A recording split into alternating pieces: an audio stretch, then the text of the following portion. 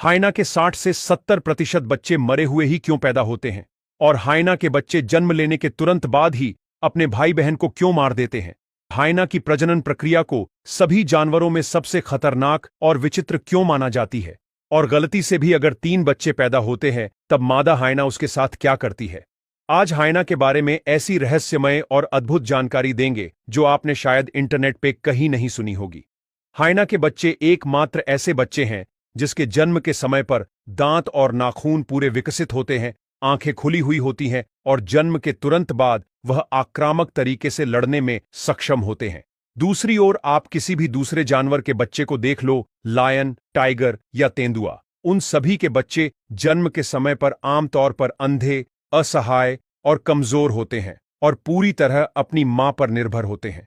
बच्चे को जन्म के तुरंत बाद मादा उसे जमीन के नीचे खोदी गई छोटी सी गड्ढे जैसी गुफा में रखती है। भले ही हाइना के बच्चे जन्म के समय में पूरे विकसित हो गए हो, फिर भी वह 4 या 6 महीने तक पूरी तरह मां के दूध पर निर्भर होते हैं।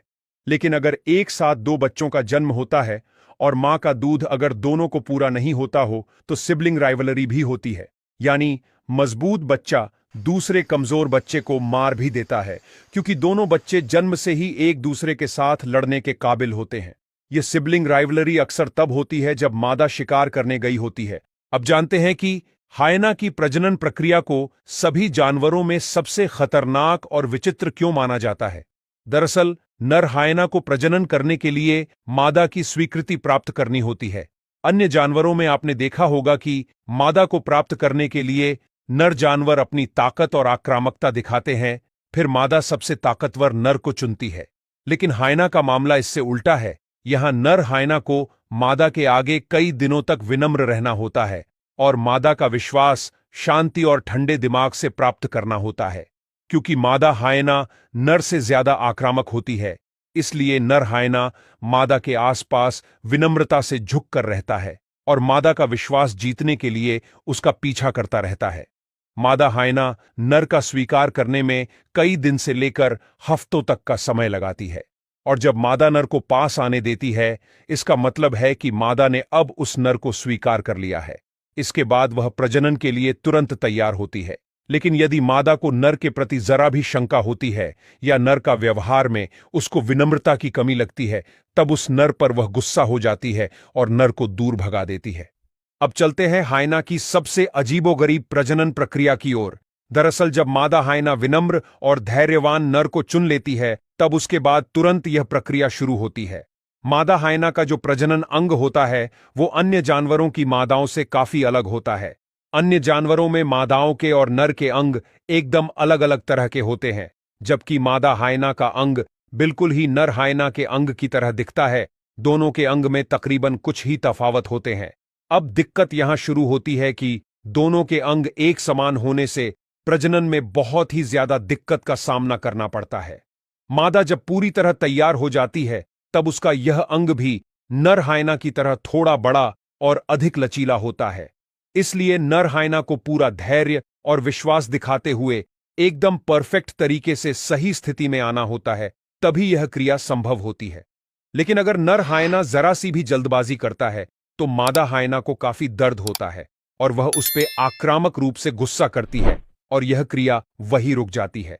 इसलिए सिर्फ वही नर हाइना प्रजनन को पूरी तरह से पूरा कर सकता है जो धैर्यवान, साहसी और विनम्र होता है। हाइना की यह क्रिया तकरीबन 2 मिनट से लेकर 10 मिनट तक चलती है। इसके बाद नर और मादा अलग हो जाते हैं और उसके अंग भी वापस मूल स्थिति में आ जाते हैं। हाइना की यह पूरी प्रक्रिया को मादा अपने हिसाब से नियंत्रित करती है, जबकि अन्य जानवरों में आमतौर पर मादाएं निष्क्रिय होती है और नर अपने हिसाब से इस प्रक्रिया को नियंत्रित करते हैं। लेकिन अब सबसे महत्वपूर्ण सवाल है कि हाइना के 60 से 70% बच्चे मरे हुए ही क्यों पैदा होते हैं। दरअसल जब हाइना की प्रजनन प्रक्रिया पूरी हो जाती है, तब उसके बाद तकरीबन 3 से 4 महीने तक मादा हाइना की गर्भावस्था चलती है। उसके दौरान मां के पेट में ही बच्चों के दांत, नाखून और दूसरे अंग विकसित हो जाते हैं, ताकि वे जन्म के तुरंत बाद ही लड़ने के लिए तैयार हो सके। हाइना के बच्चों के जन्म की प्रक्रिया 6 से 12 घंटे तक चलती है। जन्म की क्रिया इतनी लंबी होने का प्रमुख कारण मादा हाइना की लंबी और संकरी जन्म नलिका होती है।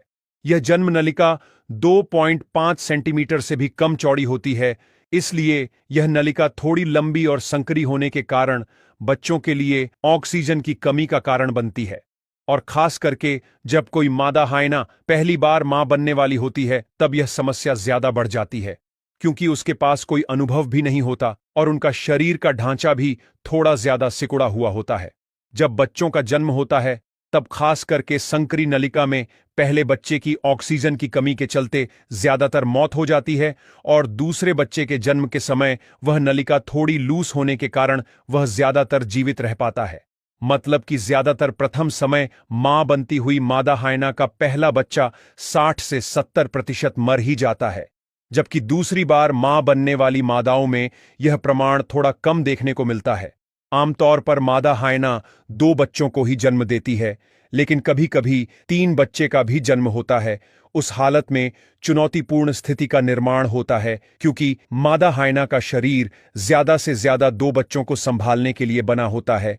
इसलिए तीनों बच्चों के बीच मां के दूध के लिए तीव्र स्पर्धा होगी और कमजोर बच्चा अक्सर भूख के कारण मर सकता है। दूसरी ओर हाइना के बच्चे जन्म से ही आक्रामक होते हैं और उनके पास नाखून और दांत भी होते हैं, जिससे सिबलिंग राइवलरी का निर्माण होता है। इसलिए यह तीनों बच्चों के बीच आक्रामक लड़ाई भी होती है, जिसमें मजबूत बच्चे अक्सर कमजोर बच्चे को मार देते हैं। यह व्यवहार प्रकृति ने बनाया है और पूरा जंगल इसी नियम से ही चलता है।